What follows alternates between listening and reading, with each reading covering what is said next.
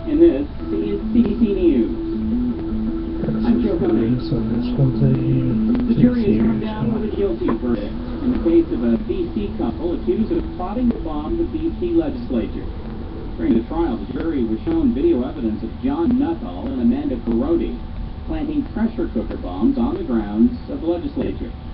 As the CBC's Mira Baines reports, this case isn't over yet. John Nuttall and Amanda Carodi, a common law couple, came into the courtroom. They were smiling and briefly chatted with each other before the jurors were brought in. The jury was clear. Both Nuttall and Carodi were found guilty of conspiracy to commit murder on behalf of a terrorist organization and possessing explosives on behalf of a terrorist organization. Marilyn Sanford, Nuttall's lawyer, says this case isn't over. She's putting forth an application to be heard by the judge and have the verdict stayed due to entrapment by police. Well, the trial may seem over. It's not actually over. We're continuing the trial before the judge because in our system of law, it's the judge who decides entrapment and abuse of process, and that's what we're saying occurred in this case. Sanford says police manufactured this crime and is set to the trial that manipulated the couple who were recovering drug addicts. Those legal arguments will be heard in July. Mira Baines, CBC News, Vancouver.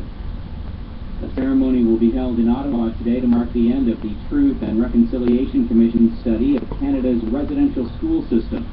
Prime Minister Harper and Liberal leader Justin Trudeau will be among those on hand. The Commission's 6-year study of the government-funded institutions was operating for more than 120 years. Refers to the legacy of the program as a cultural genocide.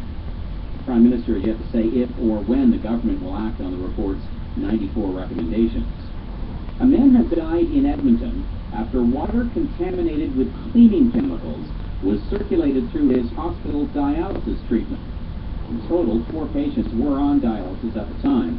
And as the CBC's John Archer reports, the hospital is calling it a case of human error. It is human error that was at the root cause of this. Vicki Kaminsky is the president of Alberta Health Services, the body that oversees the province's hospitals. While speaking to reporters, she describes what happened last Friday at Edmonton's Royal Alexandra Hospital. That's when a contractor was doing a routine cleaning of the water system, and it went horribly wrong. So the chemicals that were being used to flush the lines were parasitic acid and hydrogen peroxide. And instead of having it come out into the discharge bin, it went back into the line that was circulating through the dialysis equipment. Kaminsky says initially none of the patients knew anything was wrong, but 2 days later, one of them died. Another remains in hospital. The 2 others have been released. Health officials say they have taken steps to try to make sure something like this doesn't happen again. John Archer, CBC News, Edmonton. If you're feeling trapped in your current cell phone contract, today is the day you've been waiting for. It is Cell Phone Freedom Day. New CRTC regulations are kicking in that will allow you to walk away from your wireless provider if you feel you can get a better deal somewhere else. CBC's Scott Peterson has the details. This is what this Cell Phone Freedom Day is for you, me, and everybody else in Canada. One, that if you are in a 3-year contract as of today, you can walk away from your provider and just go simply to a new one where you can find a better deal.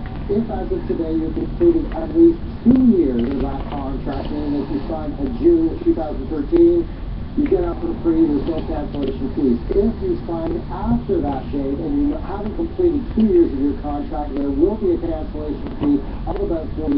The cell phone provider wants to recoup the cost of those smartphones at this point. And Scotia Capital estimates that this is going to affect anywhere between 2 and 4 million Canadians, and most of them, of course, are Bell Rogers and Telus. CBC's Scott Peterson in Toronto. And that is CBC News to this hour. We broadcast live and podcast at CBC